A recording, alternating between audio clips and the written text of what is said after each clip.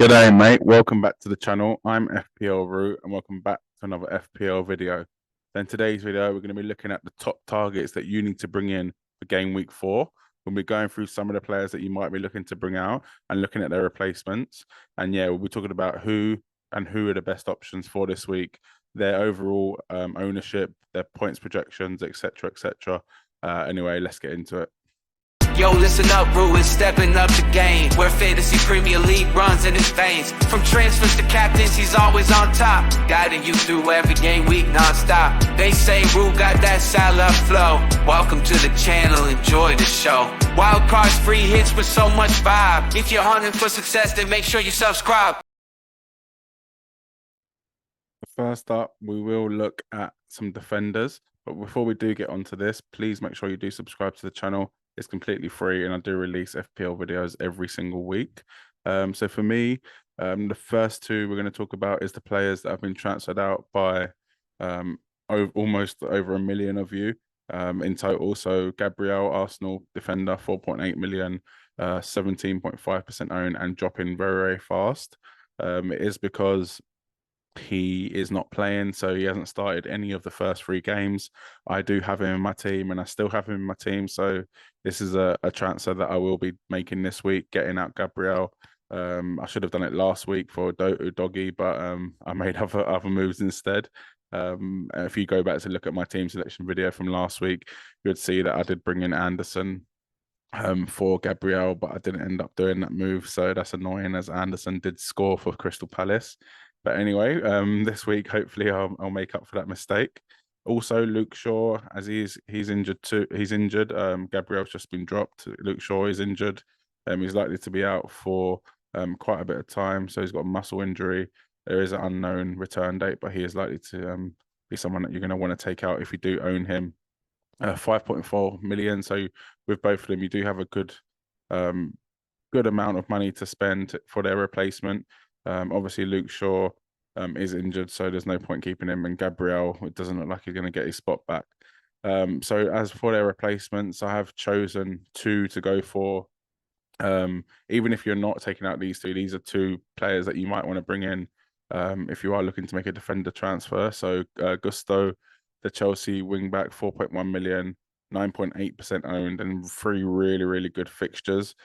Forest at home, Bournemouth away, and Villa at home. Chelsea did keep a clean sheet against Luton in their last game, and Gusto got 2 assists. So if you did bring him in, well done to you. Hats off to you. What a great transfer. He's expected to score 14.4 points over the next 3 game weeks. So one of the highest in terms of defensive options. The top is actually Chilwell. So if you don't have Chilwell, then maybe stretch to Chilwell if you have the money. But Gusto for 4.1 million is ridiculously cheap. And definitely if you do if you are basically looking for someone that is 4 point whatever million, 4.2, 4.3 million, 4.1 million, then Gusto is the person you need to be going for. Even if not, I still recommend going for Gusto. If you don't have Chilwell, go for Gusto.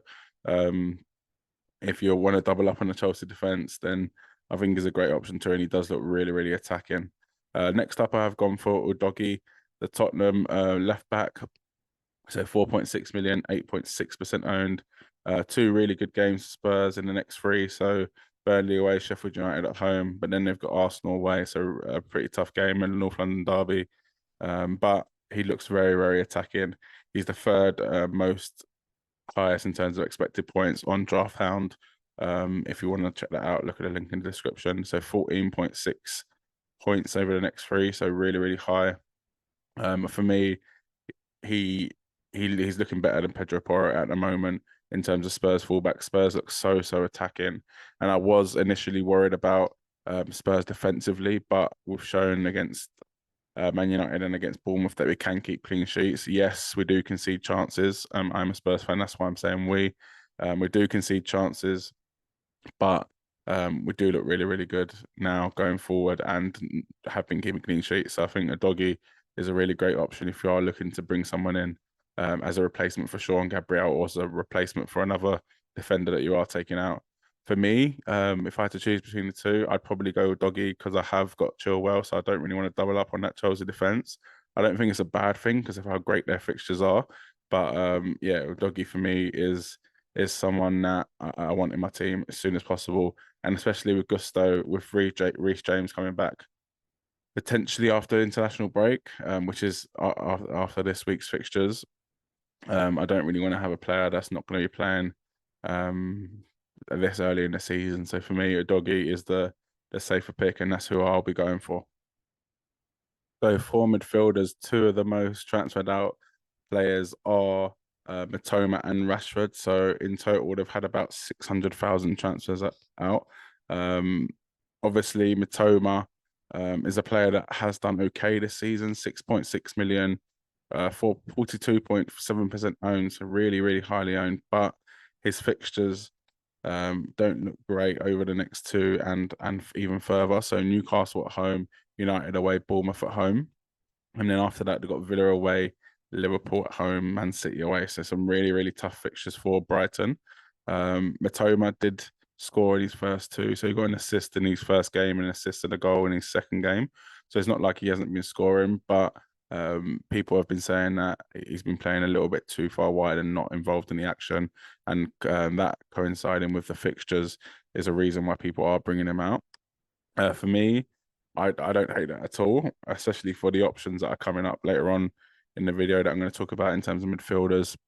I think if you transfer to them, then I think it's a good move. But let's talk about Rashford first. So Rashford, 9 million. Arsenal away, Brighton at home, Burnley away. So not the easiest running, but Rashford can score against anyone. 39.4% owned. Hasn't really done as great as he did last year. Marcus Rashford, he did get a goal. We got 2 assists last time out against Forest. That was his only returns of the season. So you probably expect at least a couple goals from Rashford in the first three, especially with how great them home games have been. Wolves at home and Forest at home. Um, for me, I don't hate taking out either of them if you're going to bring in the next two players. So Sterling, who's now 7.2 million. Midfielder, 12.1% owned, with three great fixtures. So Chelsea's fixtures are ridiculous, really. Forest at home, Bournemouth away, Villa at home. Sterling is expected to score quite a few points, 18.6 points in the next three. It's the third highest behind Saka and Salah. So for me, Sterling is a great option if you are taking out Rashford or have the money to go out from Matoma. He did look really, really good in that fixture against Luton, but again, it is Luton. So I would be wary about that. I know a lot of people have gone for Nicholas Jackson. For me, I think he's wasteful, so I think Sterling is a great alternative to that. Next up, Maddison. So Burnley away, Sheffield United at home, Arsenal away, 7.7 million, so 19.3% or 18.8% owned. Maddison is integral to all that Spurs do. We've seen in the cup they didn't start Maddison, Spurs, and they went out on penalties. If Maddison was playing, I had no doubt that he would have controlled the game and won Spurs that game before it got to penalties. He's been doing unbelievably well this season, and for me, he is a player that you should be looking to bring in, especially for them next two fixtures. Even in the tough games, I think Maddison is good enough to control them games as well. And how Spurs are attacking, he's on set pieces. He could be on penalties. Who knows? But for me, yeah, Maddison is someone that you should be looking to bring in if you are taking out Matoma or Rashford. Even if you're not, if you're taking out someone else, try and get to Maddison. For me, he is almost essential. He got the goal against Bournemouth and he got 2 assists against Brentford in the first game. So for me, yeah, Maddison has been doing really well and he is a great option going forward too. And now for the forwards, João Pedro is a player that has been taken out quite a lot. I did own João Pedro. He's been taken out by 300,000 of you. And obviously we all know why. He's not playing. He started the first game, he scored a goal, but De Zerbi doesn't seem to like him anymore. He didn't play how he wanted him to play. And for me, that's good enough for me to take him out. And I think you should take him out too if you do still own him. So 5.5 million. So you haven't lost any money on him. So that's the positive, I guess. 18.6% owned, and tough fixtures as well, as I've mentioned with Brighton, Newcastle at home, United away, and there's some tougher fixtures later on as well in the next few game weeks. So for me, yeah, definitely take out João Pedro. Watkins has also been taken out quite a lot. 130,000 managers have taken him out. 23.5% owned. For me, it's probably to do with the fixtures and I want to say lackluster returns. He has been very consistent. 3 assists, 3 games, 5 points, but you need goals from your strikers. Especially with how limited strikers are this season. You need Ollie Watkins to be putting in at least 8, 9 pointers. Yes, the games don't look great. So Liverpool away, Palace at home, Chelsea away, Brighton at home. But again, I think Watkins can score against anyone. So for me, I would be wary about taking out Watkins just due to the options available for strikers at the moment. I don't think there's a clear and obvious um, striker to be partnered alongside Haaland in everyone's teams. A few options are Nicholas Jackson, the Chelsea forward. I know a lot of people bought him in last week. 7.1 million, 21.1% owned. That is because Chelsea have great fixtures, but for me, I think he is wasteful in front of goal. I think he could get really annoying really quickly, and for me, I just don't think he's all that, to be honest. I know someone that I was on a show with on FPL Juice with the professional snooker player Neil Robertson absolutely loves Jackson. So yeah, if you want to get him in, definitely go over to his Twitter and let him know that you've got him in. But if not, you're with me, and I just don't rate him at all. So I would be wary, and I'd probably rather Watkins over Jackson currently. Another player that has been bought in quite a lot of managers are bringing him in, is 215,000 of you have bought him in, is Antonio. So 6 million, 4.7% owned, the West Ham forward. And it's just a bit baffling to me how Antonio has become an option for FPL once again.